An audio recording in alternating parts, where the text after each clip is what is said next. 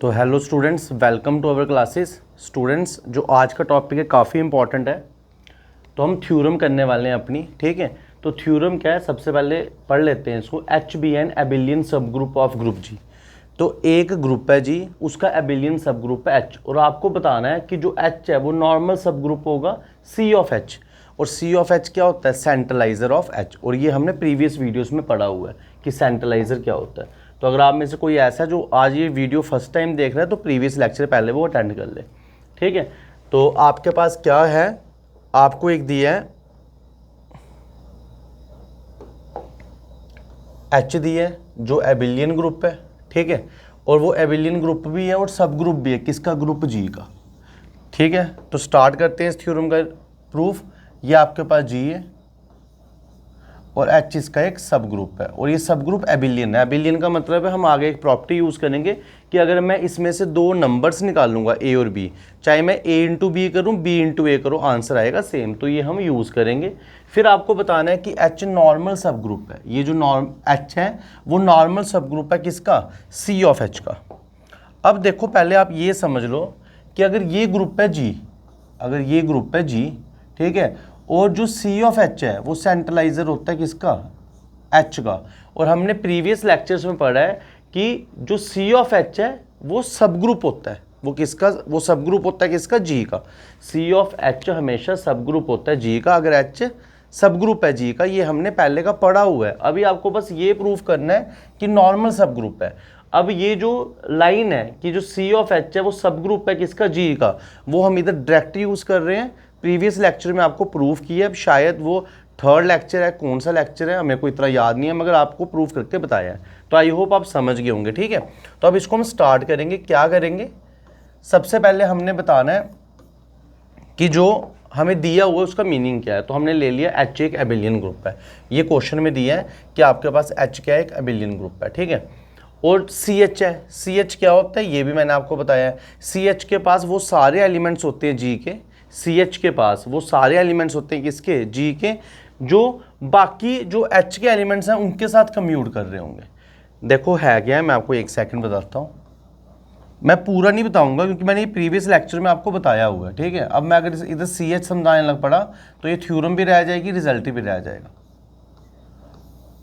Basically इस question theorem में हमें ये प्रूफ करना है कि जो एच है वो सी एच का नॉर्मल सब ग्रुप है। और जो सी एच के पास एलिमेंट्स हैं, जो सी एच के पास एलिमेंट्स हैं वो कैसे एलिमेंट्स हैं? अगर आप ये एक्स लेते हो सी एच के साथ, सी एच के अंदर से, तो सी एच के पास जो एलिमेंट्स हैं वो ये जो एच के एलिमेंट्स हैं उनके साथ कम्यूट करते हैं। वो ही लिखा है, सी एच के पास वो जी के एलिमेंट्स हैं, ये जो एक्स है वो जी के अंदर ही है, मगर वो एच के साथ कम्यूट करेंगे, एच के अंदर है। आई होप आपको ये डेफिनेशन का मीनिंग समझ आया होगा। और बताया हुआ है कि जो सी एच है वो सेंट्रलाइजर है किसका? एच इन जी में। तो ये हमें, अगर आप प्रीवियस वीडियो पढ़ी होंगी तो आपको उसमें ये क्लियर हो गया होगा, ठीक है। अब आपको पता है कि जो सी एच है वो सब ग्रुप है किसका? जी का।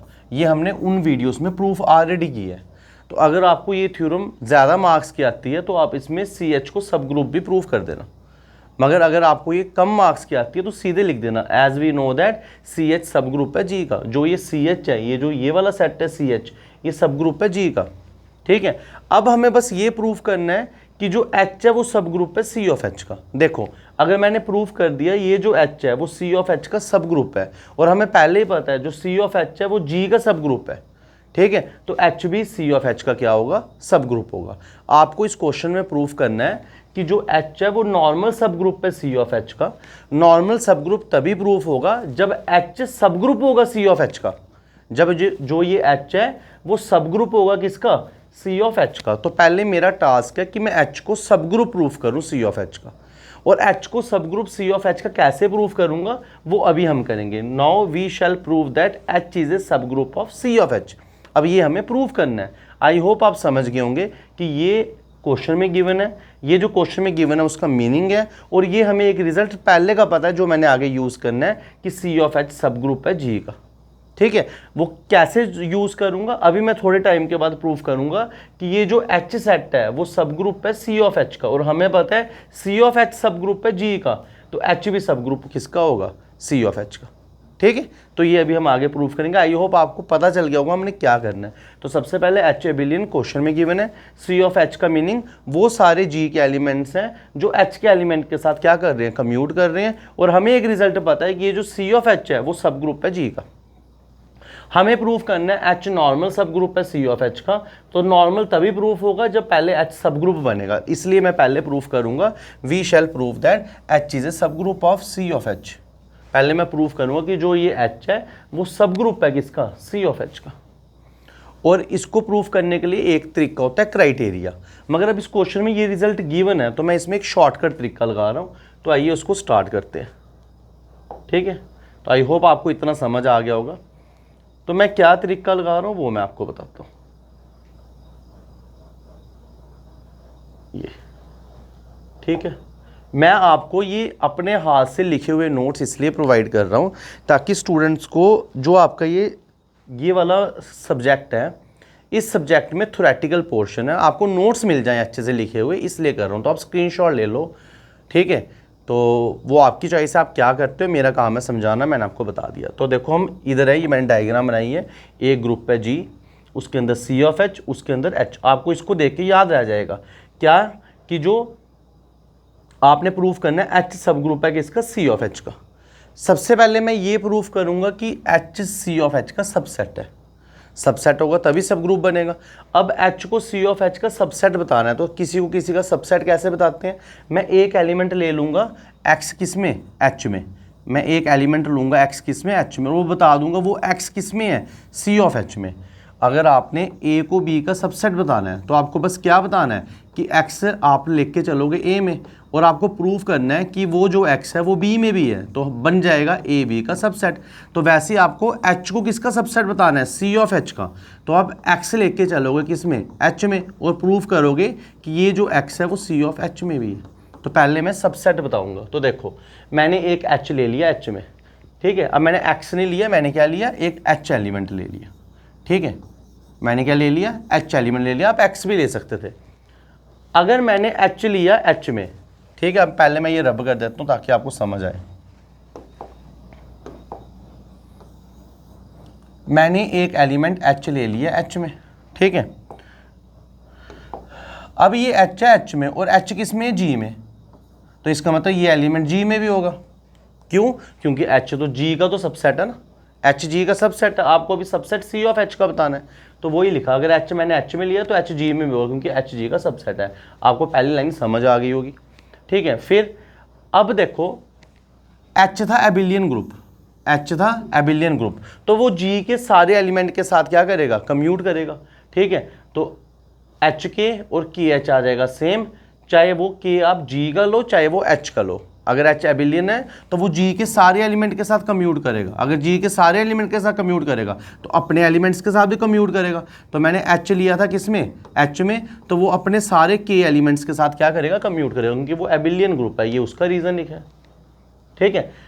अब सेंटर ऑफ एच में क्या एलिमेंट्स, सेंट्रलाइजर ऑफ एच में क्या एलिमेंट्स आते हैं, सी ऑफ एच में क्या एलिमेंट्स आते हैं, इसके पास वो सारे एलिमेंट्स आते हैं जो एच के एलिमेंट के साथ क्या करते हैं, कम्यूट करते हैं। ये डेफिनेशन है सी ऑफ एच की।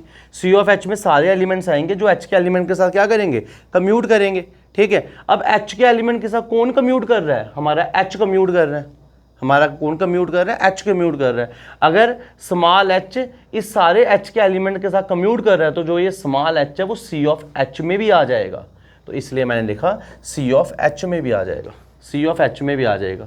ये इधर आप रीज़न लिख देना, by definition of C of H. C of H की डेफिनेशन क्या है, सी ऑफ एच बोलता है मेरे पास वो सारे एलिमेंट्स आएंगे जो एच के एलिमेंट्स के साथ क्या करेंगे, कम्यूट करेंगे। तो वो एच कर रहा था अपने ही एलिमेंट्स के साथ कम्यूट, तो इसलिए एच किस में चला गया, सी ऑफ एच में। अब आपने एच लिया किस में था, एच में, पहुंचाया किस में, सी ऑफ एच में। वो मैंने ये लिखा है, एच लिया किस में था, एच में, पहुंचाया किस में, सी ऑफ एच में। तो एच सी ऑफ एच का सबसेट है, एच सी ऑफ एच का सबसेट है। मगर जो सी ऑफ एच है वो ऑलरेडी किसका सबसेट है, जी का। मुझे कैसे पता चला, क्योंकि प्रीवियस लेक्चर में मैंने आपको पढ़ाया है कि जो सी ऑफ एच है वो सब ग्रुप होता है जी का। अगर सी ऑफ एच जी का सब ग्रुप है तो जी सी ऑफ एच सबसेट भी होगा। तो ये लिखा मैंने सबसेट। अब इन दोनों को कंबाइन कर दिया तो एच सी ऑफ एच का सबसेट है और सी ऑफ एच जी का सबसेट है। ये बाकी मैं रब कर देता हूँ,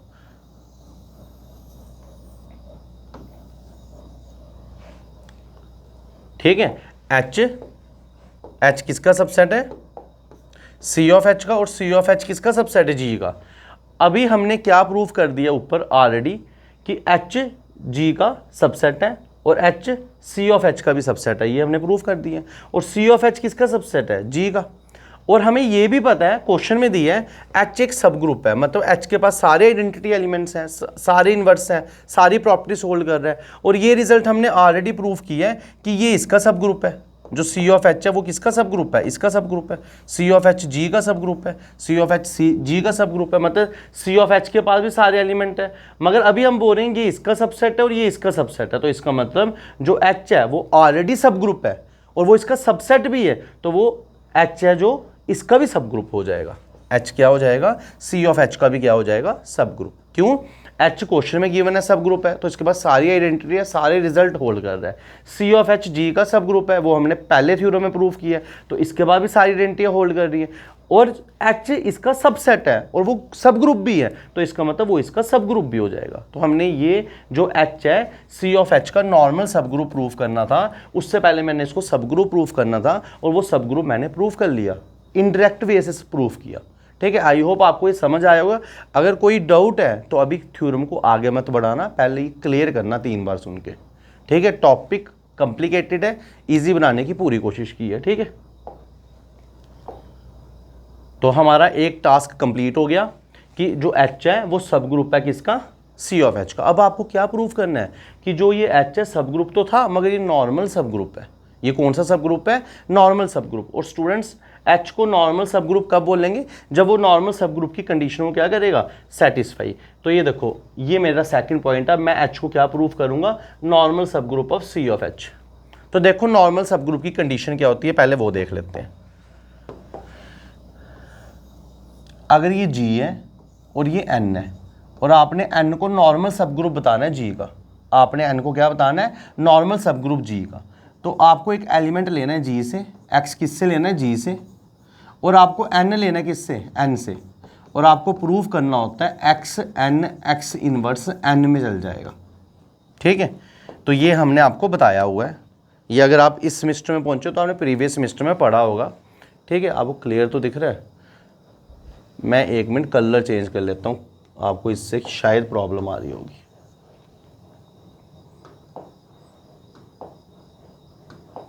देखो ये ग्रुप है, अगर आपके पास जी और आपको एच, अब एच ले लो, आप कुछ भी ले लो, एच को इसका नॉर्मल सब ग्रुप बताना है, तो आपको एक एलिमेंट लेना है, एक्स लेना है जी से, और वाई एलिमेंट या एन एलिमेंट ले लो किससे, एच से, जिसको बताना है, और प्रूव करना है X Y X inverse H में। ये डेफिनेशन है नॉर्मल सब ग्रुप की। अब हमारे केस में क्या है स्टूडेंट्स, हमारे केस में ये है कि ये आपके पास सी ऑफ एच है और ये आपके पास एच है। आपने एच को नॉर्मल बताना है, तो आपको एक एलिमेंट लेना है एक्स सी ऑफ एच से, एक्स किससे लेना है, सी ऑफ एच से। ठीक है, और आपको एच किससे लेना है, एच से। ठीक है, जैसे मैंने वाई लिया था, और आपको बताना क्या है, एक्स एच एक्स इनवर्स किस में बताना है, एच में बताना है। तो वही मैंने किया है, मैंने एक एलिमेंट लिया है एच से, वो एच है, एक एलिमेंट लिया सी ऑफ एच से। ठीक है, और मैंने क्या बताया है कि एक्स एच एक्स इनवर्स किस में है, एच में। अब ये कैसे बताया वो देखते हैं। देखो अगर एच एच का एलिमेंट है और एक्स सी ऑफ एच का एलिमेंट है, तो हमें पता है एच है एबिलियन, एच है एबिलियन। ठीक है, और जो एच है वो किसका सबसेट है, सी ऑफ एच का, और सी ऑफ एच में जितने एलिमेंट्स होते हैं वो सब एलिमेंट्स के साथ क्या करते हैं, कम्यूट करते हैं। तो डेफिनेशन क्या है कि जो सी ऑफ एच है उसमें एक्स है। ठीक है, तो जो ये एक्स है वो इन सब के साथ एच के साथ क्या करेगा, कम्यूट। तो ये रिजल्ट हमारे पास आ गया, definition of C of H. C of H में वो सारे एलिमेंट्स आते हैं जो कम्यूट करते हैं एच के एलिमेंट के साथ। तो अगर एक्स सी ऑफ एच में है तो जो एक्स है वो एच के एलिमेंट के साथ कम्यूट करेगा। ठीक है, तो ये हमारे पास रिजल्ट आ गया। मैंने अब क्वेश्चन राइज करता है कि इस एच में ये स्मॉल एच क्यों लिया, क्योंकि भाई नॉर्मल सब ग्रुप ऐसे ही प्रूव करते हैं और कोई तरीका ही नहीं है। आपको जिसको सब ग्रुप प्रूफ करना है उसमें से एक एलिमेंट लेना है, एक एलिमेंट बाहर से लेना है, और उनका ये ऑपरेशन उस एच में आना चाहिए। तो ये तो करना पड़ेगा और कोई अल्टरनेटिव है ही नहीं। अब मैंने ये क्यों लिया, क्योंकि भाई नॉर्मल सब ग्रुप की डेफिनेशन है, तो मैंने ये लिख दिया। अब मैंने इसको ब्रैकेटें लगा दी, अब ब्रैकेटों को मैंने चेंज कर दिया, क्योंकि ऊपर लिखा है एच एक्स और एक्स एच क्या है, सेम है। अब दोबारा ब्रैकेटें लगा दी, एसोसिएटिव लॉ, अब लिखना नहीं है क्योंकि हमें पता है, ठीक है। अब ये जो एक्स और एक्स इनवर्स है वो आइडेंटिटी एलिमेंट है, और एच और आइडेंटिटी एलिमेंट, एच बनता है, और एच किसका एलिमेंट है, एच का एलिमेंट है, तो ऐसा आ गया। अब मैं इसको सबको जो मैंने लिखा है रब कर देता हूँ, आपको दोबारा समझा देता हूँ, ठीक है। एच एच का एलिमेंट है, एक्स सेंट्रलाइजर का एलिमेंट है, सेंट्रलाइजर का एलिमेंट सारे एच के एलिमेंट के साथ कम्यूट करता है, इसलिए ये आ गया। नॉर्मल सब ग्रुप की ये कंडीशन है, पहले आपने इसको ब्रैकेट लगा दी, फिर आपने इसको इंटरचेंज कर दिया क्योंकि ये ऊपर आप बोल रहे थे, फिर एच एक्स को फिर दोबारा ब्रैकेट लगा दी, और ये हमें पता है आइडेंटिटी होता है, एच और आइडेंटिटी एच हो गया, और ये एच में है तो हमारा हो गया ये एच में है। अगर ये एच में है तो एच नॉर्मल सब ग्रुप है, तो प्रूफ हो गया। हमने प्रूफ कर दिया कि अगर एच एबिलियन है तो एच नॉर्मल सब ग्रुप है किसका, सी ऑफ एच का। एच नॉर्मल सब ग्रुप है किसका, सी ऑफ एच का। आई होप आपको ये थ्योरम समझ आई होगी, ठीक है। इसको अब मैं रब कर देता हूँ, आप एक बार स्क्रीनशॉट ले लो और नोट कर लो। अब इसके बाद स्टूडेंट्स हम क्या करेंगे, क्वेश्चंस करेंगे, कुछ हमारे इंपॉर्टेंट क्वेश्चंस। तो फर्स्ट क्वेश्चन आपके सामने है। अब ये जो क्वेश्चन है सेंटर ऑफ ग्रुप के क्वेश्चंस हैं, ठीक है। तो इस क्वेश्चन में क्या है, आपके पास एक जी ग्रुप है, उसके पास 2x2 नॉन सिंगुलर मैट्रिसेस है, और फाइंड करना है सेंटर ऑफ जी, फाइंड करना है सेंटर ऑफ जी। तो मैं आपको ये बता दूं नॉन सिंगुलर मैट्रिक्स का मीनिंग क्या होता है। नॉन सिंगुलर मैट्रिक्स वो होती हैं जिनका जो डिटर्मिनेंट है वो जीरो के बराबर नहीं होता है। मतलब अगर आपके पास ये एक मैट्रिक्स है ए बी सी डी, और आप इसका डिटर्मिनेंट निकालते हो, डिटर्मिनेंट कैसे निकालते हैं, क्रॉस मल्टीप्लाई करके, A D minus B C, और ये नॉन सिंगुलर है तो ये पक्का जीरो के बराबर नहीं होगा। जिसका डिटर्मिनेंट नॉन जीरो होता है वो होती है नॉन सिंगुलर, 12th क्लास में पढ़ा है, ठीक है। अब आपने इसका सेंटर निकालना है, सेंटर ऑफ जी निकालना है। तो मैंने क्या किया, पहले जी के पास जो एलिमेंट्स हैं उसको मैंने मैथमेटिकल फॉर्म में लिख दिया कि जी के पास आपके पास मैट्रिक्स है, मैट्रिक्स के कुछ भी एलिमेंट हो सकते हैं, A B C D real number है, और डिटर्मिनेंट कभी भी जीरो के बराबर नहीं आएगा, ठीक है। अब मैंने क्या किया, इस सेट में से एक एलिमेंट ले लिया और वो मैंने ए बी सी डी की फॉर्म में ले लिया, ये एक एलिमेंट है। अच्छा, अब आपको बताना है कि इसके सेंटर में कितने एलिमेंट है, फाइंड द सेंटर ऑफ जी। तो सेंटर ऑफ जी का मतलब क्या होता है, आपको वो सारे एलिमेंट जी के निकालने हैं, ठीक है, जो अपने बाकी एलिमेंट्स के साथ क्या कर रहे होंगे, कम्यूट कर रहे होंगे, ठीक है। तो मैंने लिखा है अगर मैंने ये एलिमेंट ले लिया सेंटर ऑफ जी में, तो सेंटर ऑफ जी में अगर ये है तो इसका मतलब है इसको कम्यूट करना पड़ेगा बाकी सब एलिमेंट्स के साथ। ये सेंटर ऑफ जी की डेफिनेशन है। अगर ये बाकी सब एलिमेंट के साथ कम्यूट करेगा तो मेरे को एक चीज़ बताओ कि जी के पास कितने एलिमेंट्स आ सकते हैं, बहुत सारे आ सकते हैं। आप बोलो कैसे, मैं आपको बताता हूँ। पहले मैं देख लेता हूँ स्क्रीन में इधर तक दिख रहा है, हाँ बिल्कुल दिख रहा है। सबसे पहले कैसे देखो, अगर ये मैट्रिक्स मैंने की 1 3 4 1, ये जी में है, बिल्कुल है क्योंकि इसका डिटरमिनेंट जीरो के बराबर नहीं है। ये जी में है, बिल्कुल है, इसका डिटरमिनेंट क्या आ रहा है, 2 आ रहा है। तो ऐसे बहुत सारे एलिमेंट जी में है, सबके साथ ये वाला एलिमेंट क्या करेगा, कम्यूट करेगा, क्योंकि ये सेंटर ऑफ जी का एलिमेंट है। जी में वो एलिमेंट है जिनका डिटरमिनेंट जीरो नहीं है, ठीक है। तो मैंने बोला ये सेंटर ऑफ जी का एलिमेंट है, इसका मतलब ये बाकी सबके साथ क्या करेगा, कम्यूट करेगा। अब इतनी मुश्किल एग्जाम्पल लेने से अच्छा मैंने आसान एग्जाम्पल ले ली। मैंने एक ये ले लिया कि ये जो ए बी सी डी है वो 0 1 1 0 के साथ कम्यूट कर रहा है, क्योंकि ये जी का ही एलिमेंट है। कम्यूट करने का मतलब है इसको ऐसे मल्टीप्लाई करो, इसको ऐसे मल्टीप्लाई करो, आंसर सेम आ रहा है।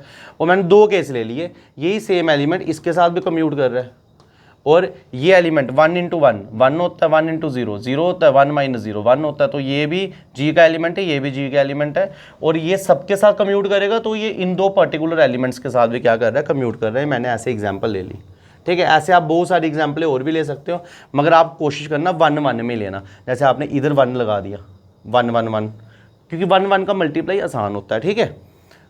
अब ये रीज़न मैंने लिखा है, ये जो रीज़न लिखा है मैंने,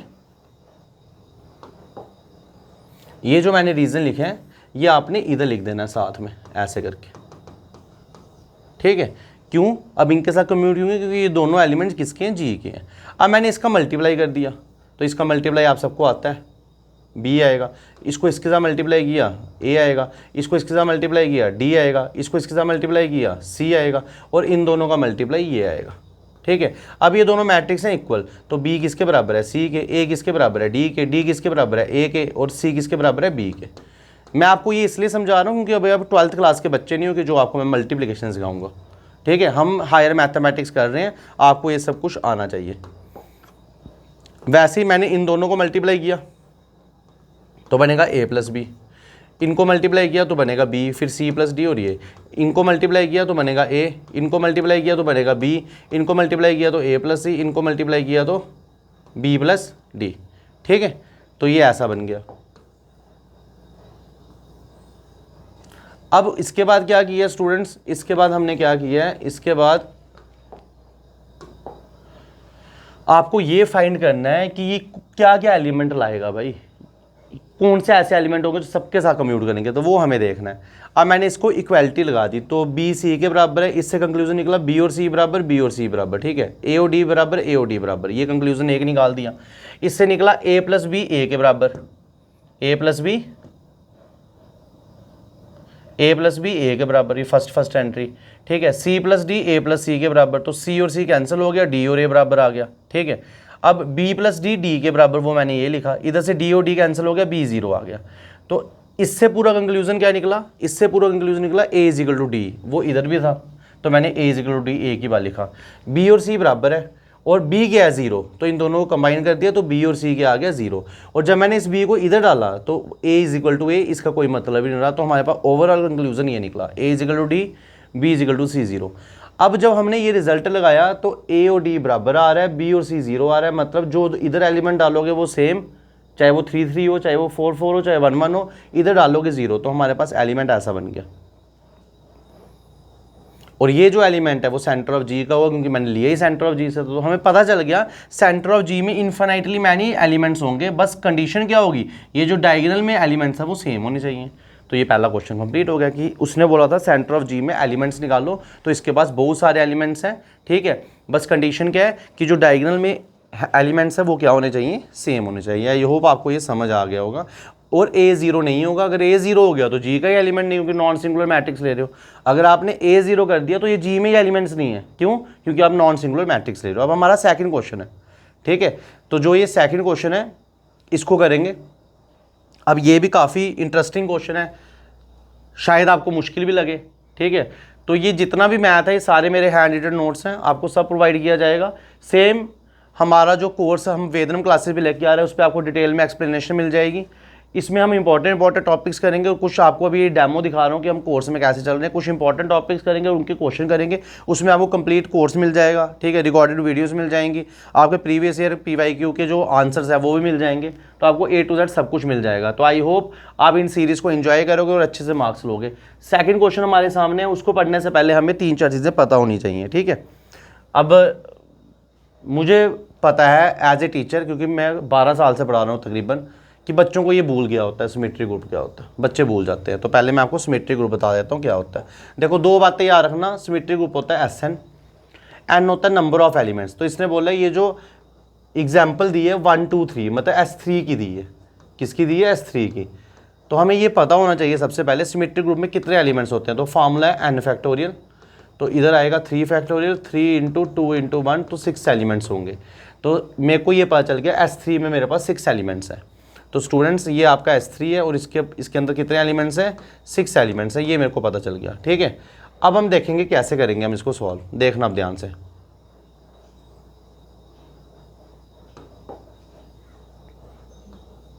अब S3 के एलिमेंट्स कैसे होंगे, ग्रुप में एक तो आइडेंटिटी होता है, इसलिए पहला I आ गया। अब ये जो S3 बना है ये किससे बना है, 1 2 3 से बना है। तो आपको याद होगा परमुटेशंस, जो हमने परमुटेशंस पढ़ी थी वो बनानी है। तो पहली बनेगी 1 से 2, तो पहला तो एक आइडेंटिटी एलिमेंट है, दूसरी बनेगी 1 से 2। 1 से 2 का मतलब क्या होता है वो मैं आपको इधर बता देता हूँ। जैसे 1 2 लिखा आपने, 1 से 2 का मतलब होता है 1 की इमेज 2, 2 की इमेज 1, और 3 है नहीं, मगर 3 एलिमेंट्स थे तो 3 3 पे ही जाएगा, ये इसका एक्चुअल मीनिंग है, ठीक है। तो अगर आप 1 2 लिख रहे हो या आप 2 1 लिख रहे हो तो मतलब यही है, 2 की इमेज 1, 1 की इमेज 2, सेम ही है, इसलिए आपको 1 2 ही लिखना है। फिर आपको लिखना है 1 3, फिर आपको क्या लिखना है 1 3, तो ये मैंने लिख दिया 1 3, ठीक है। और 1 3 का मतलब क्या है, 1 की इमेज 3, 3 की इमेज 1 और 2 की इमेज 2, ये मैंने 1 3 भी लिख दिया। फिर आपको लिखना है 2 3, फिर आपको लिखना है 2 3, और 2 3 का मीनिंग क्या है, 2 की इमेज 3, 3 की इमेज 2 और 1 1 पे जा रहा है। अब आप 2 3 लिखो, 3 2 लिखो, मतलब एक ही है, तो इसलिए आपने 2 3 ही लिखना है। फिर आपको लिखना है 1 2 3, इसका मीनिंग क्या है, इसका मीनिंग है 1 2 3 का मीनिंग क्या है, 1 की इमेज 2, 2 की इमेज 1, और सॉरी उल्टा बोल दिया मैंने, एक सेकंड, 1 की इमेज 2, 2 की इमेज 3 और 3 की इमेज 1, ये इसका मीनिंग है। तो अब आपने लिखना है आई आइडेंटिटी आ गया, डबल वाले आ गए, अब आपने क्या लिखना है 1 2 3, तो ये आपने आ गया 1 2 3, ठीक है। अब उसके बाद आपने जब 1 2 3 लिख दिया, फिर आपने लिखना है 1 3 2, तो 1 3 2 का मतलब है 1 की इमेज 3, 3 की इमेज 2, 2 की इमेज 1। अब आप बोलते हो नहीं सर एक एलिमेंट छूट गया 2 3 1, अब चेक करते हैं ये क्या है, 2 की इमेज 3, 3 की इमेज 1 और 1 की इमेज 2, ठीक है। 2 की इमेज 3, 3 की इमेज 1, 1 की इमेज 2, तो ये सेम नहीं है क्या, 2 की इमेज 3, 3 की इमेज 1 और 1 की इमेज 2, तो बस यही एलिमेंट्स आएंगे, एक 1 2 3 और एक 1 3 2। बाकी जो भी आपके दिमाग में आ रहे हैं 2 3 1 ये 1 3 2 वो तो हमारा आ गया, 1 2 3 वो भी हमारा आ गया, 3 2 1 वो सब सेम ही निकलेंगे। तो बेसिकली S3 के पास 6 एलिमेंट्स होंगे, एक आएगा I, एक आएगा 1 2, एक आएगा 1 3, एक आएगा 2 3, एक आएगा 1 2 3, एक आएगा 1 3 2। आई होप आपको ये समझ आ गया होगा, ये सब कुछ रिजल्ट मैंने इधर सामने लिखा हुआ है, ठीक है। ये लिखा है मैंने, जी के पास ये एलिमेंट्स है, कैसे है मैंने आपको बता दिया। अब क्वेश्चन पे आते हैं, क्वेश्चन बोलते हैं एन ए निकालो, नॉर्मलाइजर निकालो। तो नॉर्मलाइजर के अंदर वो सारे एलिमेंट्स होते हैं, नॉर्मलाइजर निकालो किसका 1 2 का, एन ए और ए क्या बोला है 1 2, ठीक है। ये आपका S3 है, S3 में I 1 2 ये लिखा है, I 1 2 1 3 2 3 1 2 3, ये इसके एलिमेंट्स हैं। और आपको बस नॉर्मलाइजर निकालना है 1 2 का। तो नॉर्मलाइजर का मतलब है वो सारे एलिमेंट्स निकालने हैं जो 1 2 के साथ क्या कर रहे हैं, कम्यूट कर रहे हैं। तो 1 2 के साथ सिर्फ 2 ही एलिमेंट्स कम्यूट करेंगे, ठीक है। एन ए का मतलब है N12, और N12 में वो सारे X के एलिमेंट्स आएंगे जो 1 2 के साथ क्या कर रहे हैं, कम्यूट कर रहे हैं, ठीक है। आई होप आपको ये समझ आ गया होगा। इसके अंदर वो सारे X आएंगे जो किसके साथ कम्यूट कर रहे हैं, 1 2 के साथ कम्यूट कर रहे हैं। तो 1 2 के साथ कौन कम्यूट कर रहा है, एक तो आइडेंटिटी सबके साथ कम्यूट करता है तो आइडेंटिटी आ जाएगा, एक 12 ही 12 के साथ कम्यूट करेगा। तो इसलिए नॉर्मलाइजर हमने निकाल दिया। उसके बाद 2 ही एलिमेंट्स हैं, एक क्या है आइडेंटिटी और एक आपने ब्रैकेट लगा के लिखना है 1 2। और बाकी क्यों नहीं है उनका रीज़न मैंने आपको ये लिखा हुआ है, तो ये आपने लिखना है। मैंने ऑलरेडी ये रिटर्न नोट्स बनाने का यही मतलब है, क्योंकि ये जो मैथ है ये थोड़ा अजीब है। अगर मैं इधर कराने पर बैठा लाइव तो भाई वीडियो बन जाएगी 2 घंटे की, और तब आपको जाके आएगा समझ, और इतनी मैं बड़ी वीडियो नहीं बनाना चाहता।